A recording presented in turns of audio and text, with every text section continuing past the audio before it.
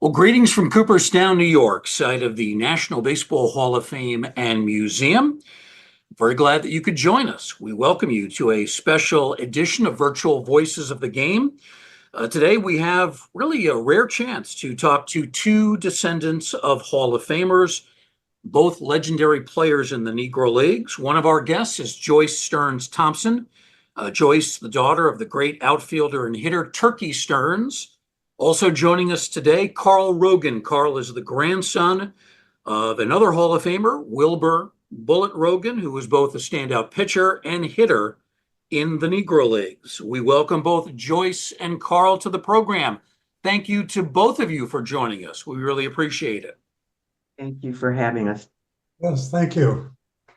Well, let's begin with Joyce. I want to talk a little bit about your career, Joyce, before we discuss the adventures of your father, who was a phenomenal ball player.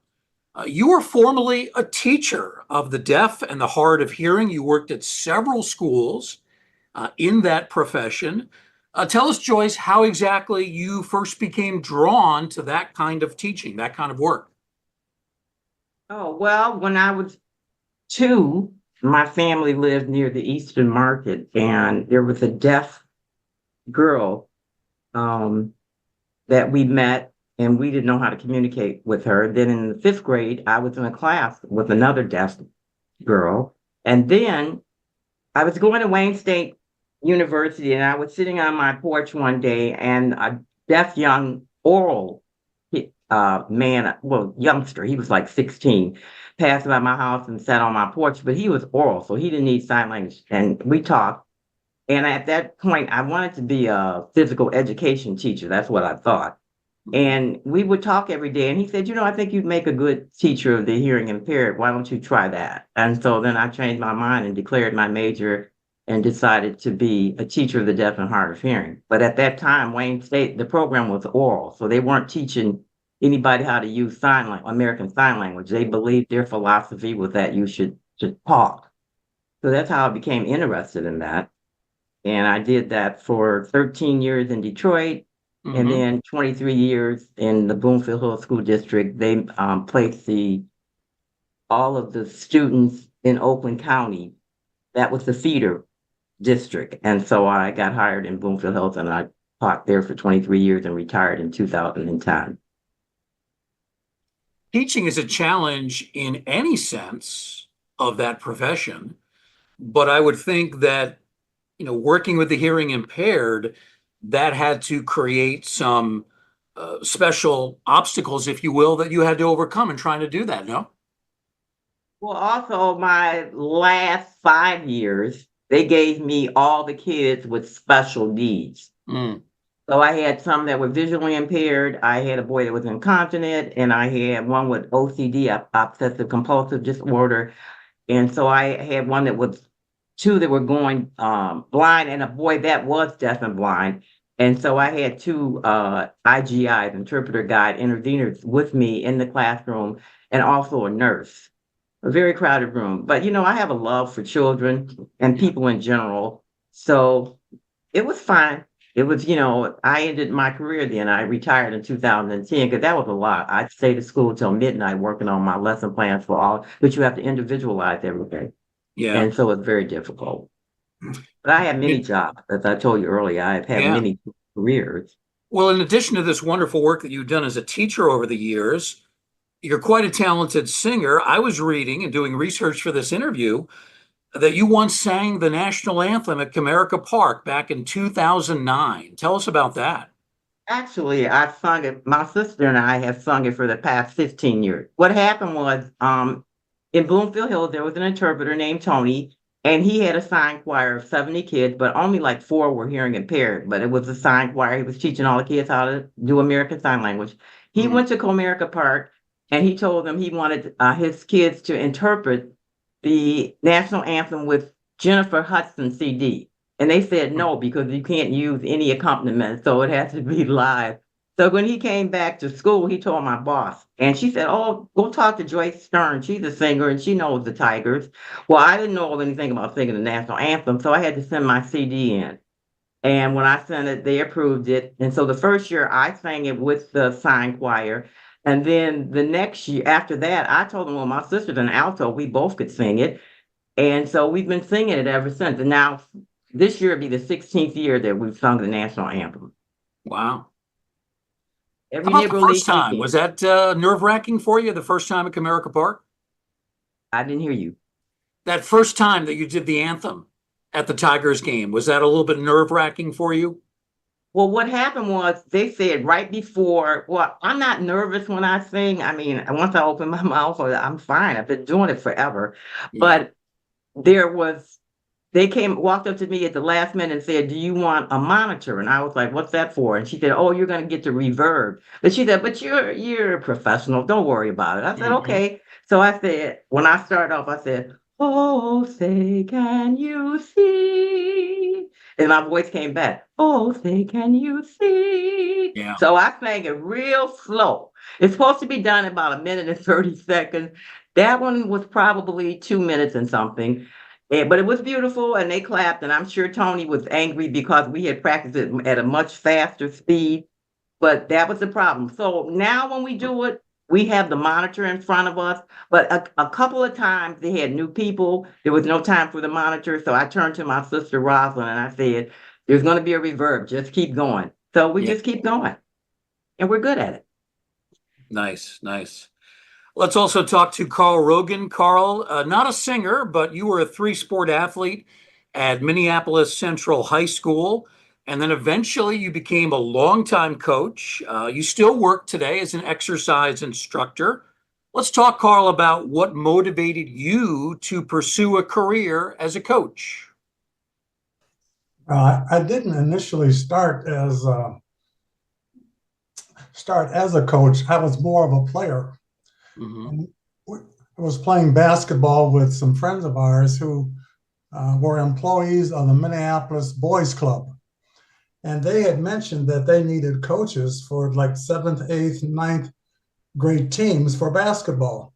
So a friend and I volunteered, to coach that. And it became real apparent that there was a need for male, supervision, Mhm. for these kids. And so our motto came to be, we wanted to teach values.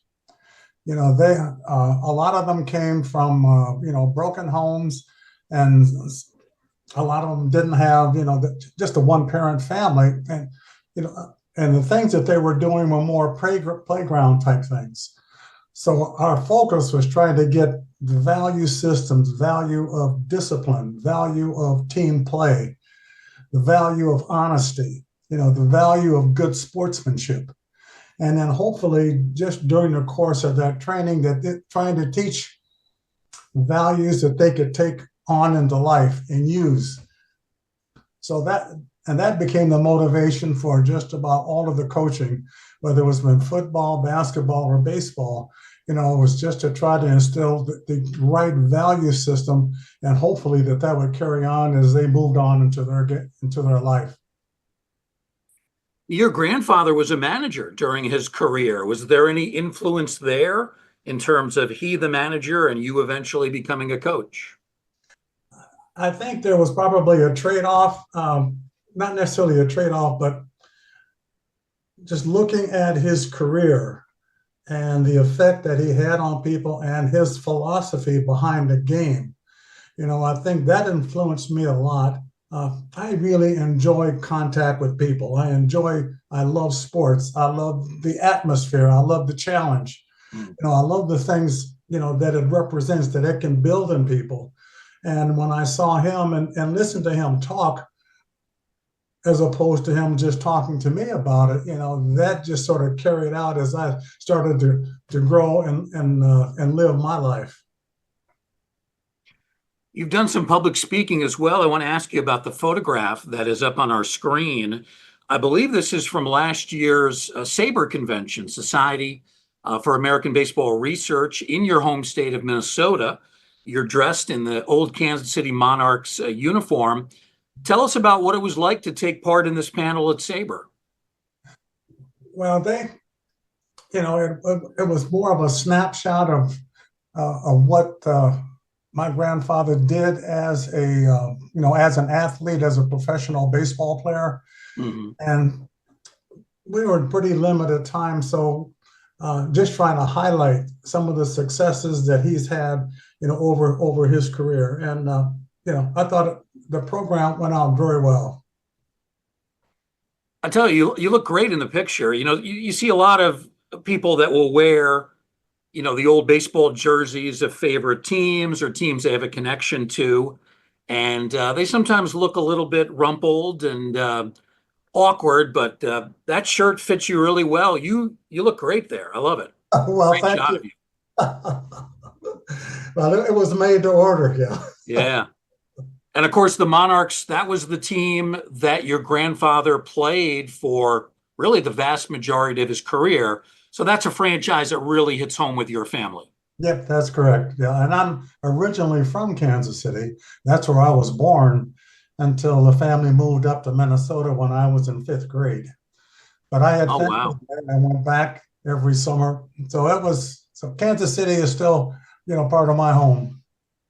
So aside from your grandfather, we're going to talk about that. You must have heard stories from other people in Kansas City telling you about the Negro Leagues and telling you about the Monarchs franchise. Yeah, in fact, in some cases, I was really too young to understand and appreciate everything that was being said. Hmm. People talked about not talking to my grandfather, but talking to me about how superlative he was as a player in all aspects of the game. And at that time, not having played baseball, it didn't really mean a lot. My grandfather would take me to the Monarchs games, and I would be down in the dugout along with the players. But because I'd technically really never seen a baseball game before, I was more interested in the clown than I was with the baseball.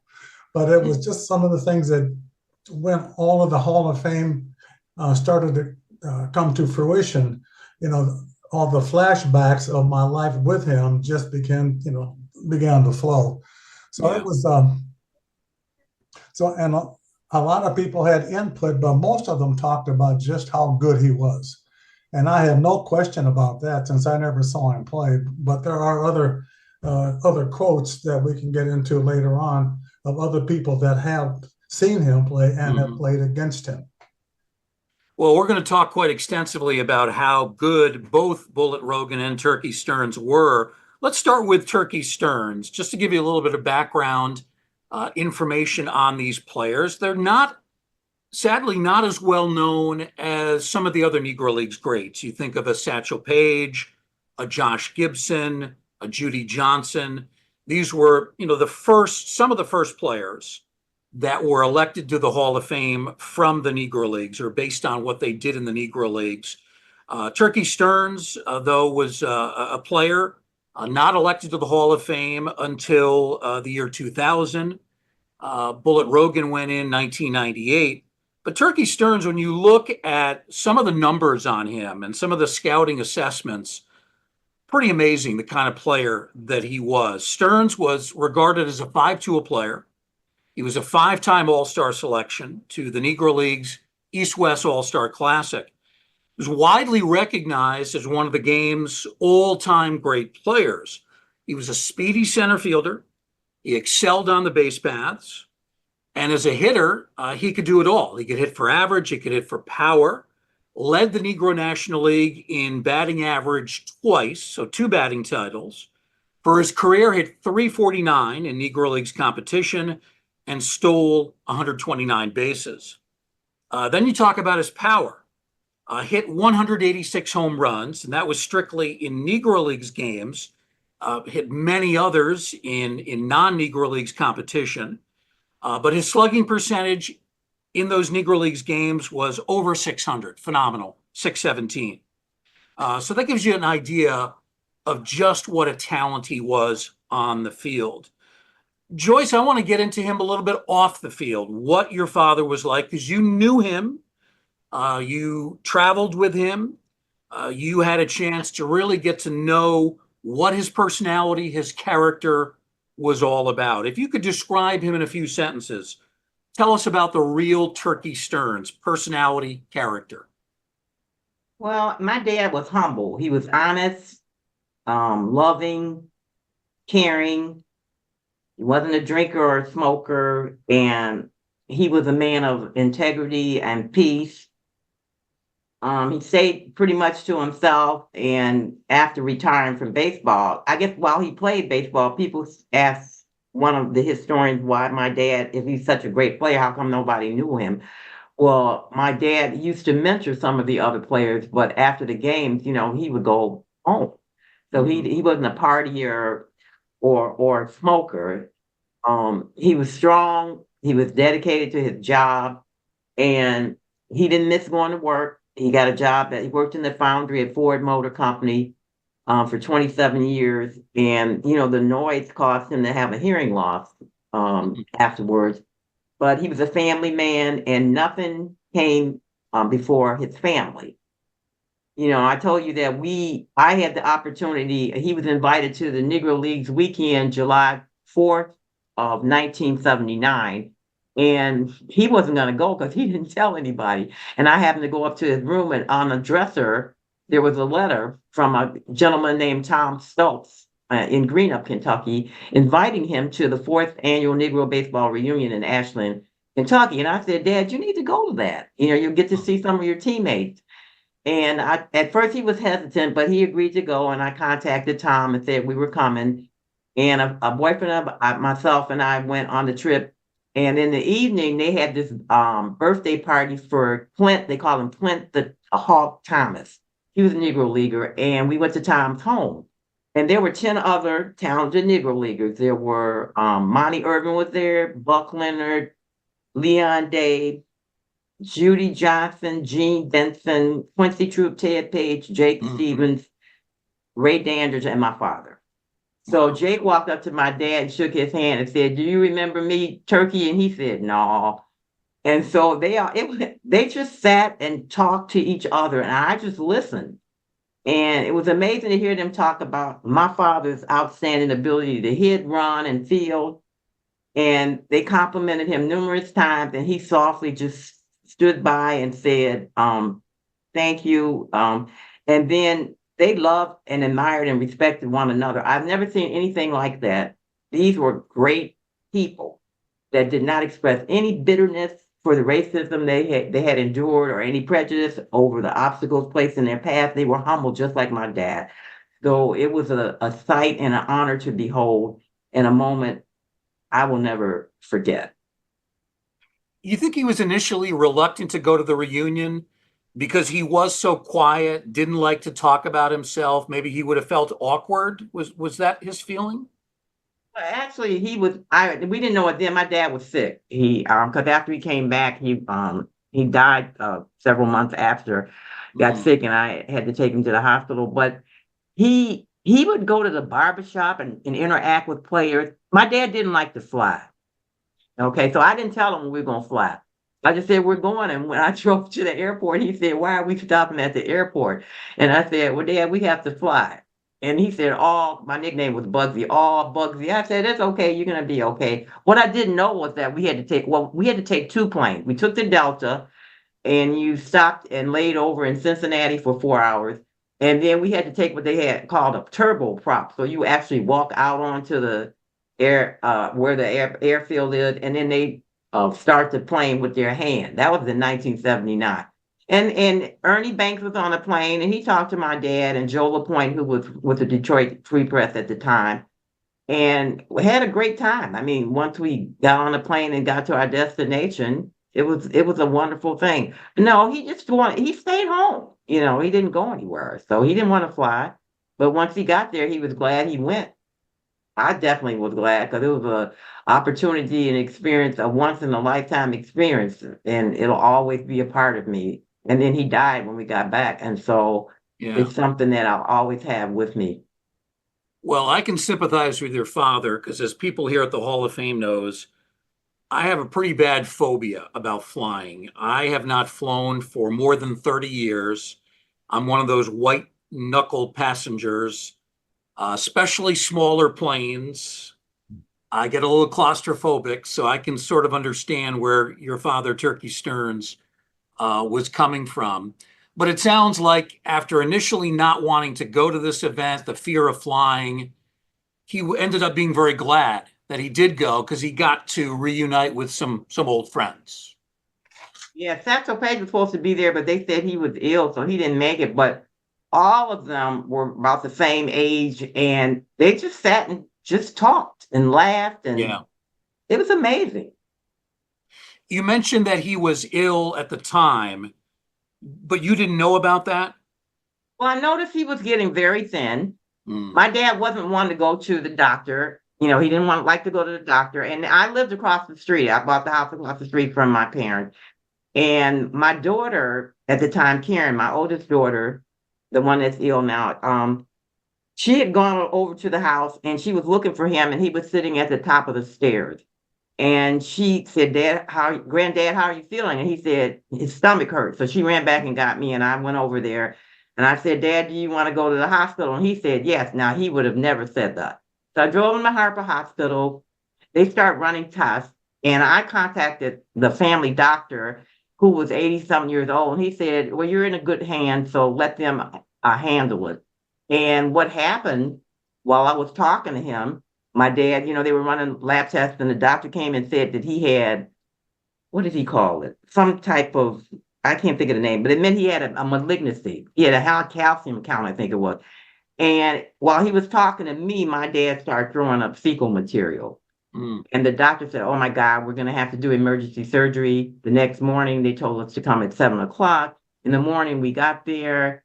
I told Dad he was going to be fine. And after the surgery, he remained comatose, and he died. So that was the end of August. He died September 4th while we were at my first day at school. And Mm. the doctor called and said he had a hole in his stomach the size of a donut. So the ulcer had perforated his stomach. And they said they realized he was a baseball player because they saw the article in the paper, Yeah. said that because of his baseball conditioning, he probably could handle the pain, because he should have been in excruciating pain, and he'd had it for more than 5 years. Yeah. So that's the true story of what happened He to sounds like him. one of those very stoic individuals, didn't like to complain, didn't like to talk about his ailments, and just kind of kept everything to himself. The good news was that he did get a chance to go to that reunion, but sadly he passed away. Really, what Right, sounds he like just never woke up, so we didn't get to say goodbye. After the really, surgery, he was yeah, semi-comatose, until his kidneys stopped functioning and he bloated up, and then he had a heart attack. yeah. Let's talk a little bit about now the career of Bullet Rogan, Wilber Bullet Rogan, sometimes called Bullet Joe Rogan. And Carl has told me that he accepts both nicknames, although Bullet, I think, is the more common one. Bullet Rogan played 19 seasons, all for the Kansas City Monarchs, one of the elite franchises in Negro Leagues history. He was only 5 feet 7 inches tall. Pitchers today, they don't tend to be that small, but didn't matter with Rogan. He was phenomenal. Won 120 games, lost only 52 in his pitching career. Of the 157 games he pitched, he completed 136 of them. And he had a wide repertoire of pitches: curveballs, spitballs, palm balls, forkballs, and fastballs. Struck out 918 batters in those 157 games. Now, he wasn't just a great pitcher, he actually split his time between the mound and the outfield. And as a hitter, he was equally effective. He compiled a career batting average of 338 to go along with a 521 slugging percentage and an OPS of 934, which is phenomenal. He hit 50 home runs in league play, stole 106 bases, scored 413 runs, notched 419 RBIs. So a tremendous, true two-way player, could do it all, both as an outfielder and as a pitcher. So that's a little bit about Bullet Rogan as a player. Let's talk now with Carl about what he was like as a man, because you did get to know him and you spent quite a bit of time with him. What was your grandfather like? my grandfather was like, he was pretty easygoing. He was laid back. Uh, he was just as cool as a cucumber. Um, he didn't get excited about much. And I think with his going to the service, he spent with the 24th Infantry and then with the 25th Infantry. So that career in the service had an impact on how he ran and structured his life. Mm. He was kind of a disciplinarian. I mean, although laid back, he just didn't want to cross over the line. And when I say cross over the line, that was like being sassy, being a brat, doing things that you're not supposed to do, or just pushing the gauntlet more than you want. And and he would correct you in military form. You just discipline. You do. We didn't have television back then, so you were just withheld about things that you would like to do. You weren't able to do them anymore, and that was pretty much a lifestyle living with him. We would play catch together. It was more of a ball throwing contest than playing catch. Mm-hmm. I was always under the impression, I'm always, I'm a young kid and I want to know how good I am. I've heard so much about how good he is, so let me see how good I am. So I would always challenge him to ball throwing contests. I don't think I ever won any of them, but that was still, and he was up for it. He never backed down from any challenge that I ever presented with him. He didn't talk a lot about baseball. He talked about some things. When you talk about trash talking on the streets, professionals do it at a different level. And this is one of the things that he would say. He would say, I would tell the batter what pitch I was going to throw him and dare him to hit it.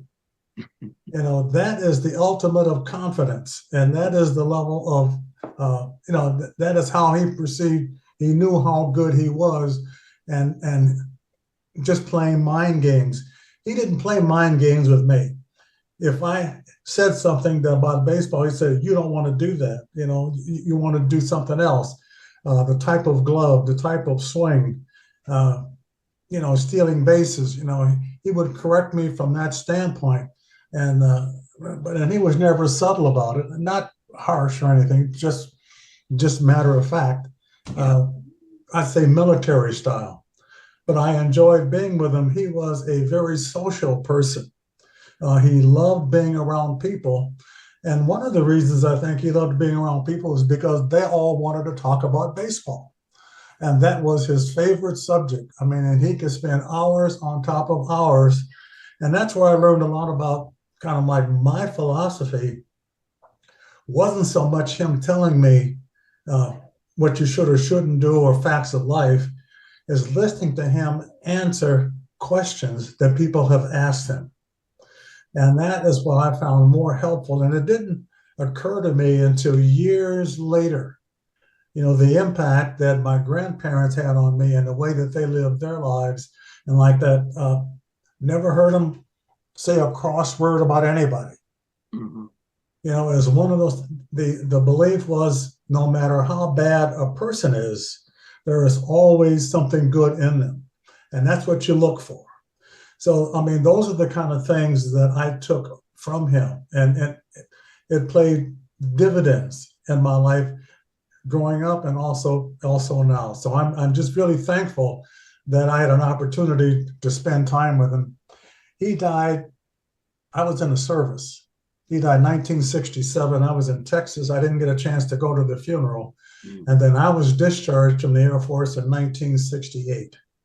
And then just last year, they did a memorial. They did a memorial for him in Kansas City, and I was down on part of that ceremony. So that was the honor and things that are starting to surface now.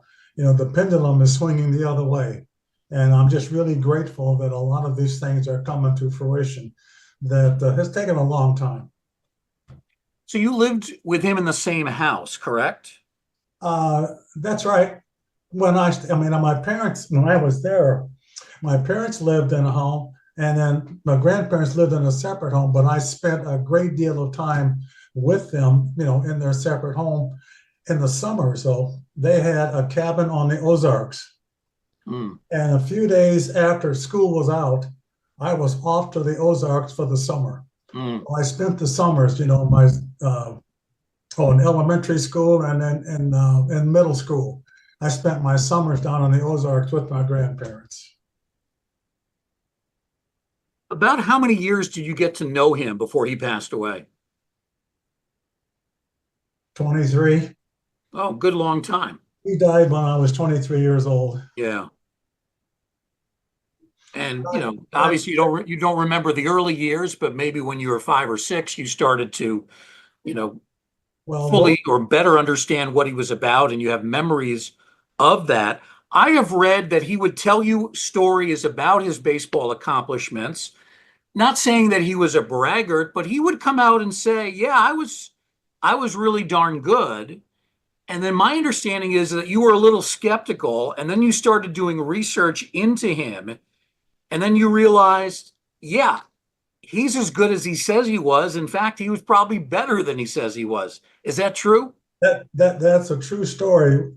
I listened to him, what I considered at the time bragging about his exploits and everything that he did on the mound. Mm, And I'm saying to myself, boy, this guy is really stuck on himself. And then when the Hall of Fame issue surfaced, I had flashbacks of all those things that he had said to me.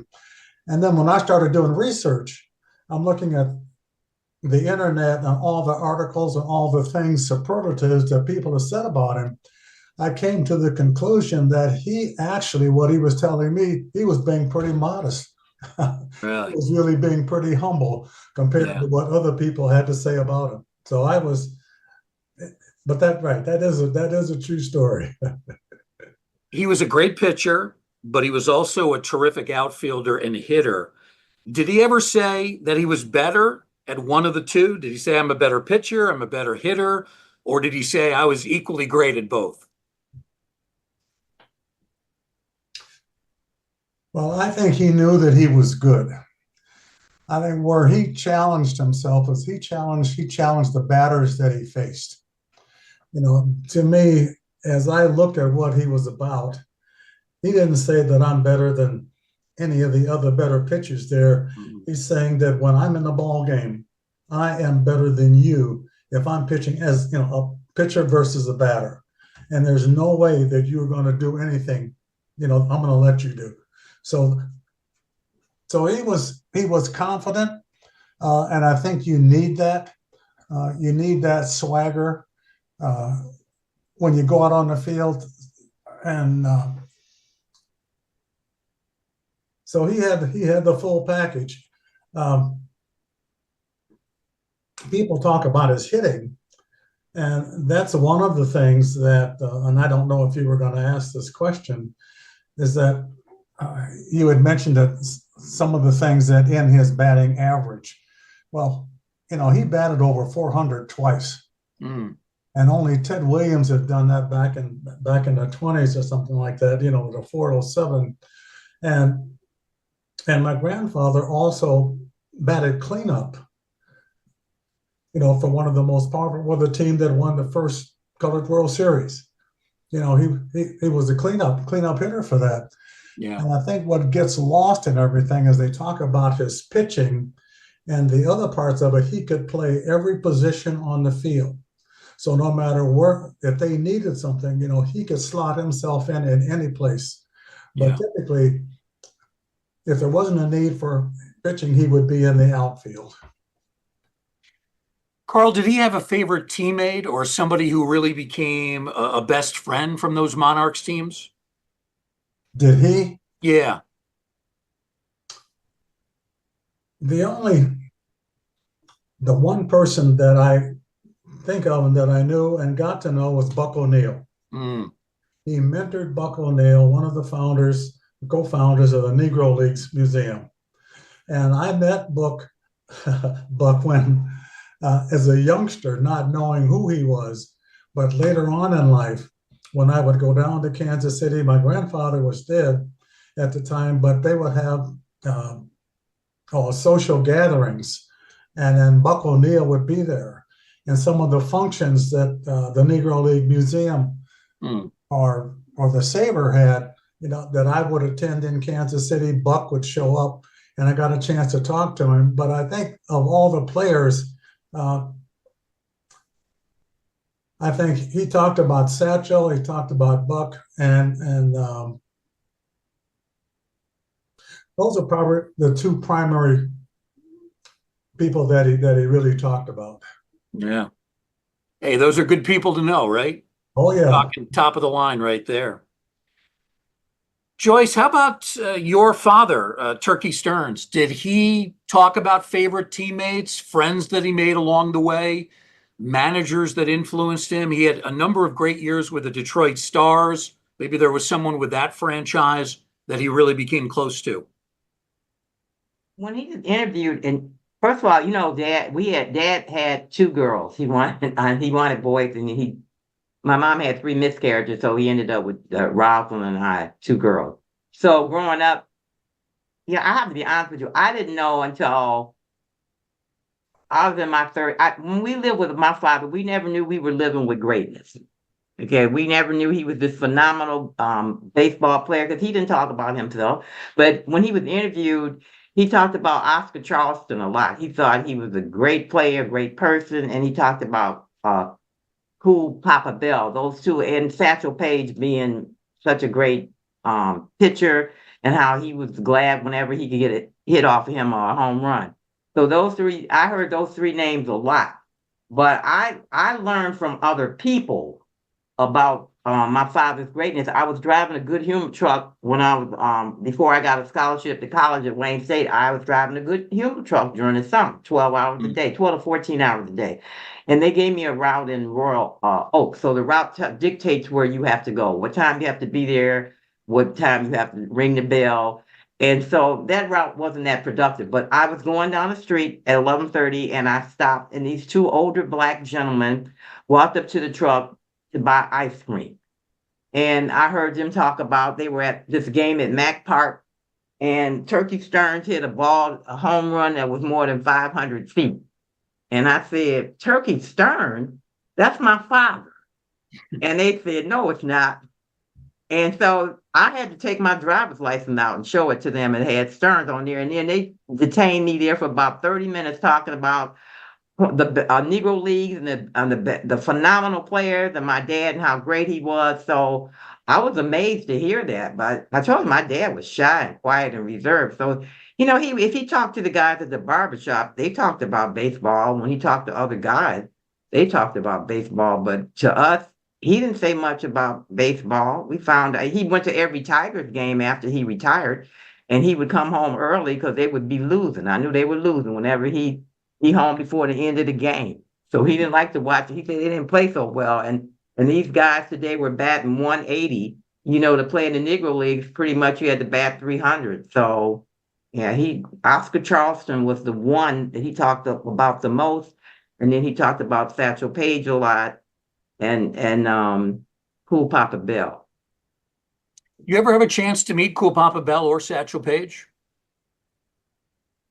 Satchel Paige came to our house when we were like 2 and 3, so I don't remember that, but I know he came to our house because he was playing, I think, in Detroit with the Harlem Globetrotters or something, I think we're here.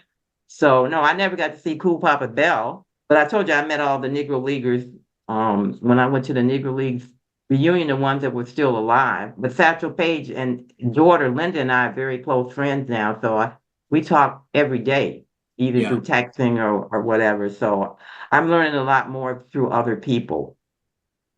But I wanted to say something. I'm a little confused. I heard your statistics, and I thought the statistics I have say that as a major leaguer, he's among the career leaders in 3 categories: the batting average, but it lists 348 as 6th place. The slugging percentage that I have lists 616, which is 6th place, and the on-base slugging percentage I have said 1.033, in ninth place. And Larry Lester told me that Dad was first place in home runs in the Negro Leagues with 187. Now, I think I'd have to find my notes, but everybody, I keep seeing different, it's off a number or two, and I don't know if you know it. I want to mention this. My dad has been posthumously inducted into 5 Baseball Hall of Fame. 1987 was the first, the Afro-American Sports Hall of Fame. Then Cooperstown, the big one in 2000, 2007, the Michigan Sports Hall of Fame, 2010, Tennessee Sports Hall of Fame. And last year, in 2024, there's a Michigan Baseball Hall of Fame in Lansing, Michigan, the Lansing Lugnuts. He was inducted into that one. Yeah. I'm glad you brought this up, Joyce. The statistics that I'm referencing come from the Hall of Fame's website, and I believe they match what's on the plaques that you see on the screen here. Since that time, there has been an updating of statistics for Negro Leagues players. And of course, there was recently the initiative that came about, I believe it was in 2020, where Major League Baseball now recognizes Negro Leagues competition as the same as the major leagues. They've integrated those statistics into places like Baseball Reference, a terrific website that is statistically based. So yeah, there are discrepancies on these statistics. The numbers I'm citing are pretty much coming from the Hall of Fame website, and there is some difference there. We are continuing our conversation with both Joyce Stearnes Thompson and Carl Rogan about their 2 Hall of Fame ancestors, Bullet Rogan, Turkey Stearns, both legendary players in the Negro Leagues. We talked a little bit earlier, Joyce, about your father being an overlooked player. Part of that having to do with his humility. He was not a self-promoter. He didn't brag, didn't talk about himself. But another thing that you mentioned to me last week when we did a test call, you made a point of saying that there's virtually no film, no video of him as a player. And that makes it difficult to fully appreciate just what this man did. That's true. He was phenomenal. They were phenomenal. They had exceptional talent. But their greatest opponent was Jim Crow. So, they had extreme conditions that they faced and denied access to restaurant, hotels, bathrooms, drinking fountains, and then denied their rightful place to play in the major leagues and their rightful place in history. So many of their stories are being told today, but without many of their statistics until recently. And there's no film footage and rich history of many of one. And my dad was one. Now, Quincy Troop, when I met him at the reunion, he told me he was the only person that had film footage of their games, but he told me he didn't have any of my dad. So, and when Dad was inducted in 2000 to the Cooperstown National Baseball Hall of Fame, there was only still footage. There was no one could find any. And I think racism played enormous roles in their lives then and continues to do so now. So what happened to the footage? It can't be an accident that we'll never be able to see some of the greatest baseball that was ever played. Someone had to destroy it. So when Dad was inducted, there wasn't any film footage of Bid McPhee either, but Bid McPhee was, from the 1800s. He's the one that didn't wear a glove on his hand. So, but Sparky Anderson, Tony Perez, Carlton Fisk, all of them had lots of footage. So these players are what we call the hidden figures, and my father's one of them. So I marvel when I hear their stories and what other people have seen when they talk about it, but I can only visualize in my head or my mind, and that hurts. It's I'll never be able to see him play, and that's one of the questions people always ask me: what was it like to see him play? And then I have to tell them that I wasn't born yet, but there's no film footage. Yeah, there's an equivalent you could make. What if we didn't have film footage of all the great actors from the 1930s and 40s and 50s? We know many of the silent era films have been lost, maybe gone for good. We do luckily have a lot of the films from the talking picture era, the 30s on. What if we didn't have those for those great actors, those legendary performers? It's kind of a similar situation here. We do have the statistics, which tell us part of the story, but we don't have that visual imagery, and that really is a shame. You mentioned the Jim Crow segregation that he had to deal with throughout his career. That was something that all the Negro Leagues players face. Two-part question, Joyce. A, did he talk a lot about those experiences? And B, did those experiences ever get so bad that he thought about quitting the game? Oh, no.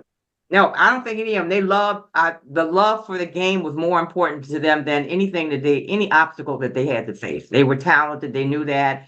He talked about the extreme conditions on the bus, how hot it was, and he's stopping to get something to eat, and some of the restaurants would make sandwiches. Somebody could go in and bring sandwiches out, and they had to eat on the bus. He talked about playing double headers, in the heat with no air conditioning and how uncomfortable it was.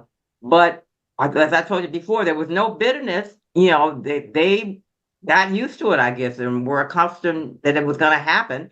And he wasn't confrontational or argumentative. So he was not. I said he was born 50 years too soon. He could have very easily been the player that Jackie Robinson was to integrate baseball, because he could have walked out there and had a black cat thrown at him, or people say ugly stuff to him, and my father would not have retaliated or said anything back. That's just his demeanor, and that's who he was. So he was not bitter about any of it. But he had to quit school because he started playing when he was like, his dad died, and so he ended up trying to help support his family. And I think when he was 15, he ended up getting more odd jobs, and he quit school to play baseball. And then he went back when he was 21 because he wanted to finish his education. That's how important it was. So he went back for that. But, they barnstormed, so they played all over and got to meet people, and he enjoyed playing baseball, and his players, they felt the same. So they were like a family. So no, he didn't say a lot. He wasn't bitter about it. And we talked about racism, and he felt like, it was wrong and it was evil. And, it kept him, but he said he made good money. What they made back then, might have been $500 a month. So to him, that was good money. But, if you look back at the statistics and the money that the major league players made and what he would have made, we would be very well off today. Sounds like he loved the game so much that he was willing to put up with the nonsense, even though he knew it was morally wrong. True. Yeah.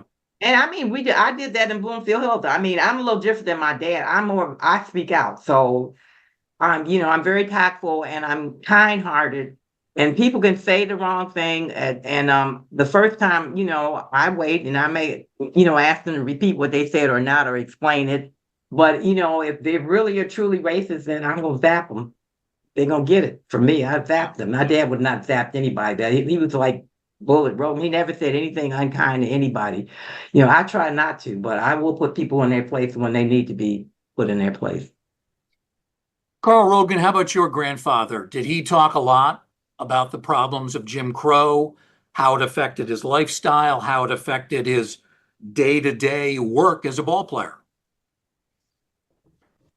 What I interpreted, I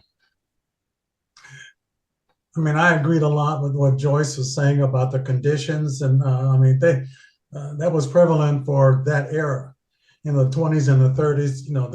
The travel, the segregation, just the difficult conditions that ball players had to be under. But one of the things, my grandfather stayed pretty much on the positive side of things. He talked about things that he had to deal with, but then he would throw in things that no one ever talked about. He said, when we go into town, he said, there would be a crowd there. He said, and as the bus pulled up, the people and kids a lot would come around. This is the highlight of the week. This is what they have been waiting for and heard about, read about. So they're in fever pitch, anticipation of what they're going to see. And as the players come off the bus or whatever vehicle that they're on, they would get more and more excited. And they said, when my grandfather, at that time, he was considered, as Bob Kendrick said, he was one of the first true superstars in the Negro Leagues. When he got off the bus, he said he would get mobbed with kids. They just wanted to touch him. They wanted to walk to the field when they wanted to carry his bag, anything. This is my hero, my superstar, and this is a person that I have been waiting all week to touch. Mm. And when you get a reception like that, regardless of what the adults or any of the other people might do to you, I mean, that is something that spurs you to keep on going. You have touched somebody's heart. You have made somebody a friend. Somebody loves you now that didn't love you before. So my objective, I'm talking about him, my objective is to go out and play the best ball that I can be. And when I hear all of these other racial slurs or whatever it is, to me, I consider that trash talk. Yeah. Let me try to get under your skin. Let me try to throw you off your game so that you don't play as well as we know that you can play. So that's how I interpret, some of these things here. And I also was reading, and there was other articles that have been written about as these the Monarchs or Bullet went from town to town. That was not an uncommon reception for him. So for him to keep on going, that's motivation. Yeah. I mean, I can't get more motivation than that when I just see people that love me on one side, and regardless if there's hate on the other, I've got the people that I want. I'm here to please the people that want to be loved, and that's what I'm going to do. You might have been having a bad day, and all these kids are then clamoring over you, wanting to get a piece of you, wanting to talk to you. How could you not keep motivated? How could you not keep going when you have that kind of support, especially from kids? Yeah. That's so powerful. And that's how I felt that, what kept him motivated is, the right people at the right time when they get to places where they're going to play. We have a few more minutes with our guests. I do want to remind everybody that's watching that you can post questions and comments in the chat room, the chat box. We'll try to get to those questions when they come up. Do have a few more topics I would like to address with both of our guests today, as we talk to both Joyce and Carl. I'm curious about the nicknames that each of your ancestors had. Great nicknames. Carl, let's begin with your grandfather's nickname of Bullet. Did he like that? Oh, I think he loved it. It was a Kansas City sports writer that nicknamed him that. And, it's a name of distinction for a pitcher. Yeah. When you look at Major League Baseball, it had over 15,000 Major League players. And what percentage of that are pitchers, but how many of them have the name Bullet? Mm-hmm. So why would a person be called that? Well, you think of speed, you think of, high velocity, you think of fireballer, you think of all superlative things that are just dealing with, with a pitcher. And it's been said that my grandfather could throw a curveball faster than most pitchers could throw a fastball. So for him to have that distinction and to be called Bullet, I think that was a complete honor for him.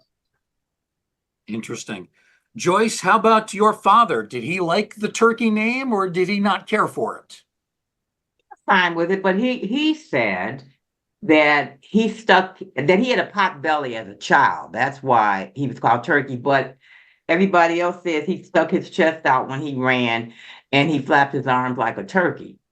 So like I said, I haven't seen him play, but that's what everybody hangs on to. And now, so during Thanksgiving, November month, during Thanksgiving, we see, turkey images, because he's turkey.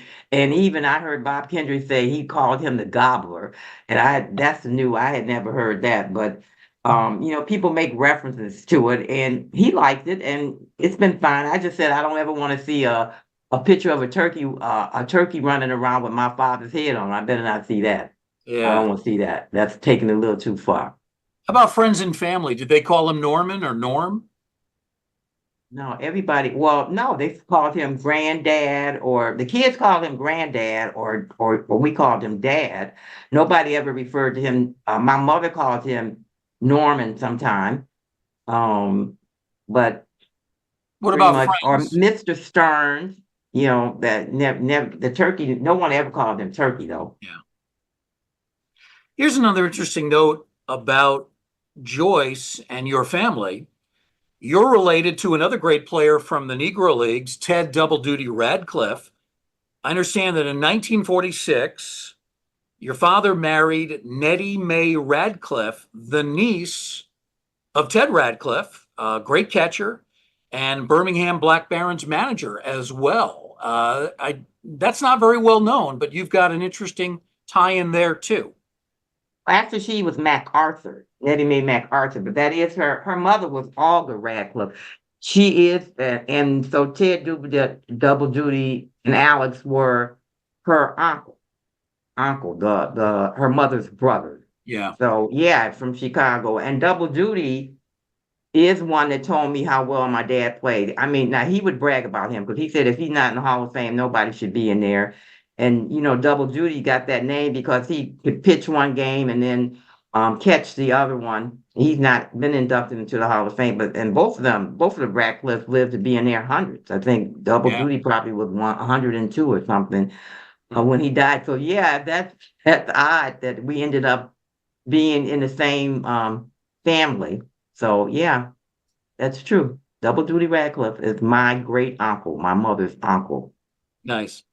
We have a comment from our chat room, and it's from a pretty well-known baseball figure, the great Larry Lester, who has been a guest on our program a couple of times, Negro Leagues historian, writer, author. He was actively involved in our new exhibit here, The Souls of the Game, about Black baseball. Larry doesn't have a question, but he has an interesting comparison. He writes, skill-wise, I would compare Turkey Stearns to Ricky Henderson and Bullet Rogan similar to Shohei Ohtani. I'd like to get your thoughts. What do you think of that, Joyce? Turkey Stearns like Ricky Henderson. You like that one? I love that, and I love the other one too with Ohtani. Both are fabulous players, and I have to tell you, coming from Larry Lester, that's an amazing comment. He's a family friend. We love him, and one of the greatest historians to ever live. Knows all about the history and anything you need to know, you need to ask him because he researches and continues to find new statistics, and we really appreciate it. Yeah, Ricky Henderson was phenomenal. So I like that. And Shohei Ohtani is phenomenal too. Larry grew up in Kansas City, where you grew up, Carl. What do you think of the comparison, Bullet Rogan to Ohtani? You like that? Oh, I like it. I think several people have sent articles, where they have compared, Bullet and, Ohtani in the same sentence. But one, I think the last one that I saw, it said that Ohtani now is starting to turn it. He's coming to a place where Bullet Rogan found it. Mm-hmm. So they're talking about them all in the same breath, though, that so they're, both superstars. And the fact that those two would be coming together. And with Larry, I think what Larry says is gospel. Yeah, that's true. I agree. And so if he says it too, it's got to be true. He is one of the true historians and one of the main persons that helped get my grandfather inducted into the Hall of Fame. So it is greatly appreciated. Yeah, absolutely. Larry's top of the line. Also watching is Leslie Heafy, another great Negro Leagues historian, and also a guest on these virtual programs too. So both Larry and Leslie with us for the show, which we do really appreciate. When people do talk about Ohtani, the comparison is always to Babe Ruth, but Bullet Rogan really needs to come into the equation. A final question for each of our guests. We're going to start with Carl Rogan. Talking about life lessons that came down from your grandfather. You mentioned earlier the importance of confidence, determination in your career. Is there another major life lesson that your grandfather, Bullet Rogan, passed on to you that you think needs to be talked about? Well, I think just in evaluating my life and my relationship with my grandparents, there's baseball and my life have parallels. And number one, the first thing was preparation. Prepare yourself. When a professional team starts out, they go to spring training, whatever it is, go back to the fundamentals. You're preparing yourself for the game day. When you get into the game, you've analyzed the team, the weaknesses, their strengths. If it's a baseball team, are they a curveball hitting team, fastball hitting team? Do they have speed, stolen bases, batting averages, thing like that. You're getting all the knowledge that you can so that you can be best prepared in order to do that. Well, you do the same thing when you get in life. You go to high school, you get a degree, or you determine that you want to get a specific degree. You check out what colleges and all the details of that college. You graduate from college, you start doing your detail work for companies that you want to work for and all of that. So it's a process that, to me, that develops along with, as you go through life, your preparation for whatever's going to be in you seeing in the future. Mm-hmm. The other part is perseverance. They had, back in that area, a really, really difficult time. And you had to stay the course. And as I looked at how they survived that, metaphorically, it's like a boxer. They bob and weave through life. You take a punch on the chin here and there, but you don't give up. You learn, you mature, you learn how to deal with it. And then as you grow up more, you learn how to counterpunch. The objective is to stay out of the way of the heavy knockdown punches. If you do get knocked down, you get up again. You brush yourself off. All right, where do I learn? What do I learn from this? The objective here is to never give up. And that's the fact that quitting is forever. And you know that as a ball player, and it's the same way in life. Those are the things that you do not do. The last is positive thinking. You can't say enough about positive thinking and what that will do for you. You go through life, when you wake up in the morning, you're always something to be thankful for. And whether it's a roof over your head, whatever it is, you have a reason to be thankful. And no matter how bad things get, you look at the positive side of life. You surround yourself with positive people that encourage you, lift you up. As you're able to, if you're having a bad day, you've got a support system ahead of you. So those are the things that I looked at, and those are the things that I gathered, from my grandfather and his life, just in the conditions and what he had to deal with, and growing up. That is my perspective on how I saw his life. Beautifully said. Same question for you, Joyce. If there was one lesson that your father, Turkey Stearns, passed on to you that really means the most, what would it be? We were raised as Christians who are faithful to God first, and your family. My father taught us to be patient, dedicated, and disciplined, strong and respectful to all people. And he told us that you're going to have to leave what is your legacy going to be when you left? What are people going to say about you? What are you going to contribute to the world? So he was a man of integrity. He was a man of peace. I told you he overcame adversity by letting his bat do the talking. So he told us to be the best at whatever it is you're going to be and whatever you do. And what Carl said, and I say that all the time, surround yourself with good people so that you don't have to worry about anything happening. And, life is what it is. And right now, this is a very difficult time that we're having. And there's so much evil in the world. So you want to share the love and be the light in someone else's life. And I tell people that every day. You be the light that shines in someone's life every day. Very good words from both Joyce Stearnes Thompson and Carl Rogan. They have been our guests talking about Hall of Famers, Bullet Rogan, Turkey Stearns, and a few of the things that they learned from both of these great men, Hall of Famers, great players from Negro Leagues history. Carl, Joyce, thank you very much. It's been a lot of fun and very enlightening. Thank you very much for the program. My pleasure. Really enjoyed it. My pleasure. And thanks to Leslie and Larry both for listening. They're both great people. Yes, absolutely. We appreciate that too. Our thanks to all of them. We thank everybody for listening and watching over this past hour, joining us for this virtual Voices of the Game program. We do hope that you've enjoyed it as much as we have.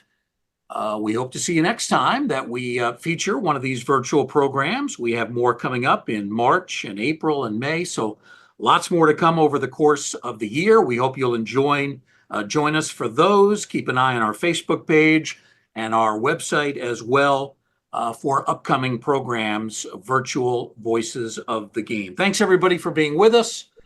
Have a good day. Take care, everyone.